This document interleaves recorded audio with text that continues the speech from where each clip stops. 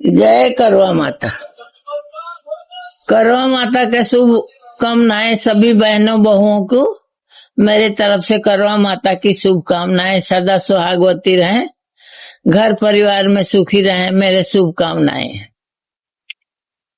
करवा माता की कथा सुनाने जा रही हूँ। 7 भाइयों के एक ही लाडली बहन थी। वो करवा चौथ के व्रत करने के लिए मायके में आई हुई थी, तो व्रत रखी हुई थी करवा चौथ के। 7 भाई शाम को आए तो माँ से पूछने लगे कि माँ आज बहन के मुंह सूखा सूखा क्यों है। तो माँ ने बोला कि आज करवा चौथ के व्रत है। तो भाइयों ने पूछा आज भोजन कब करेगी। तो माँ ने बोला चांद निकलेगा अर्घ देगी तो तब भोजन करेगी। उनके घर के पिछवाड़े एक पेड़ था। 7 भाइयों ने मिलकर योजना बनाया कि बहन को हम जल्दी खाना कैसे खिला दें। तो जैसे सूरज महाराज अस्त हो गए वैसे ही एक भाई ललटेन टांग के आ गया, एक भाई छलनी टांग के आ गया। उसका छाया चंद्रमा की तरह दिखने लगा। तो अपनी बहन को बोले कि ये बहन चल चांद निकल गया, अर्घ दे के आ जा तो भोजन करते हैं। तो बहन बोली कि चलो बहन भाभी कर चांद निकल गया। तो भाभी ने बोला कि आप ही के चांद अभी तो निकला है, हमारा चांद तो बाद में निकलेगा।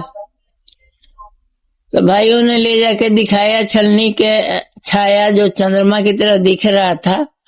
बहन उसी को अर्घ दे के घर पे आ गई।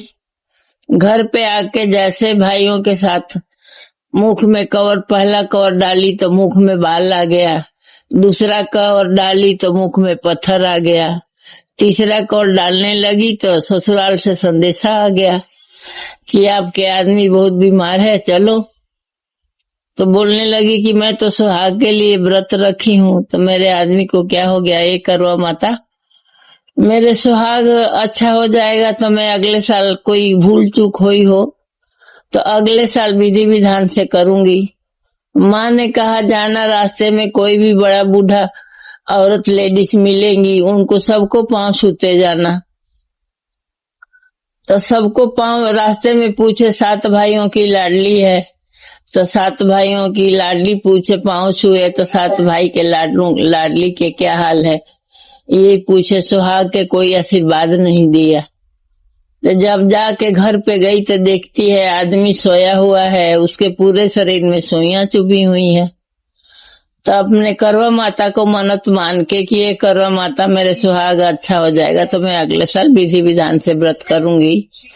तो पूरे शरीर की सुइयां निकालती रही। 1 साल बीत गया।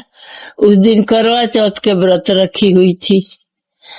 राजा के आंखों की दोनों सुइयां निकालनी बाकी थी, पूरे शरीर की सुइयां निकाल दी थी। तो करवा ले लो करवा ले लो करवा के आवाज सुनी तो करवा लेने चली गई। उसी बीच में घर के नौकरानी जो काम करने आती थी वो आ गई। देखी तो राजा सोया हुआ है, उसके आंखों पे सुइयां चुभी हुई हैं। तो राजा के आंखों की सुइयां जाके निकाल दी। तो राजा उठ के बैठ गया जे अरे आज मैं तो सोया ही रह गया, अब आज करवा चौथ के व्रत है तो तुमको क्या चाहिए। तो नौकरानी को राजा रानी समझ लिया। रानी जो थी नौकरानी बाहर करवा लेने गई थी तो उसको नौकरानी समझ लिया।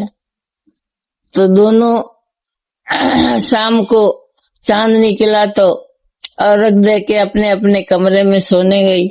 तो नौकरानी जो थी वो राजा के साथ सोने लगी और रानी जो थी एक कठपुतली के लेके सोई। तो राजा पूछने लगा कि क्या बातें करती है कठपुतली से। तो बोली कि मैं नहीं बताऊंगी। फिर जो रानी के साथ जो नौकरानी रानी बन गई, राजा समझ लिया था, वो राजा के साथ सोई हुई थी। उससे पूछा ये बुढ़िया से क्या बातें करती है। तो वो बोली, नौकरानी जो रानी बनी हुई थी वो बोली इसकी तो बड़बड़ाने की आदत है। तो वो सो गई। तो फिर वो रानी जो है कठपुतली से बातें करने लगी। कि बोल कठपुतली राज रानी के कि नौकरानी के। कठपुतली बोलती है कि संतोष से रहो रानी, राज रानी का ही है, नौकरानी का नहीं। फिर राजा सुन लेता है, जाके बोलता है कि मेरी कसम तू बता, मैं किसी से नहीं बताऊंगा।